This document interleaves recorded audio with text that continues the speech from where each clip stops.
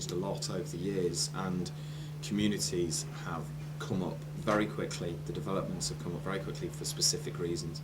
So you have a textile quarter that came up, and then when the textile industries went, that community went. You had the area in South Leeds, which was all about manufacturing and steel works, that went. So then all the communities surrounding that were relying on that industry. And because of that, what you get is pockets of villages, really. The Leeds city centre is only, and I can't remember the exact figures, but it's only about a mile across, which is tiny for a city centre. The area that Leeds is pushing into, the financial quarter, did incredibly well in the 90s, and is still going, there. but they've done that, and they're now concentrating on other areas. The city centre is really different. There's lots of independent shops and small things. It was much more interesting. Most of those have been priced out by the increase in rent prices, and there's not a lot left apart from rather swanky things or chain stores, bars, cafes, things like that.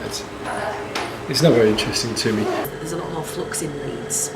So because you've got a lot of, for example, big professional firms and stuff like that in Leeds, people tend to come and live in Leeds because of a job and then move out again. And Leeds was starting to benefit from its geographical position at the top end of the M1, and companies that wanted to come out of London found it a really good place to be, and it still is. That's possibly one of the differences between how Leeds has gone and Bradford hasn't, just because it's a little bit easier to get to.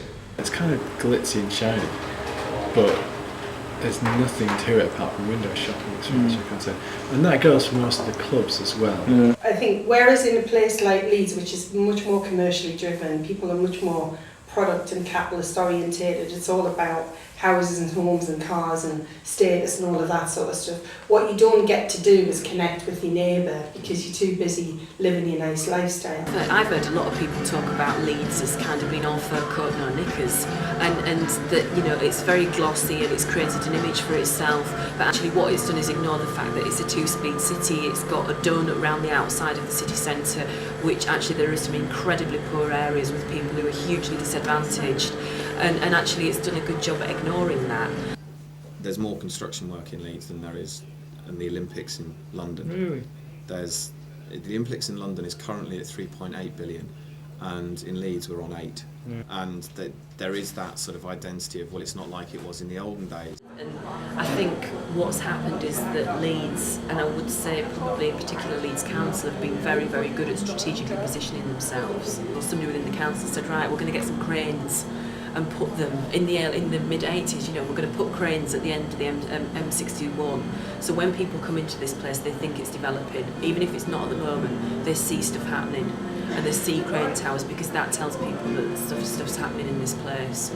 And they rented them in and stuck them on the end of the M621. And then of course developers and investors start looking at this place and think things are happening here. There's cranes, we'll start to move stuff in.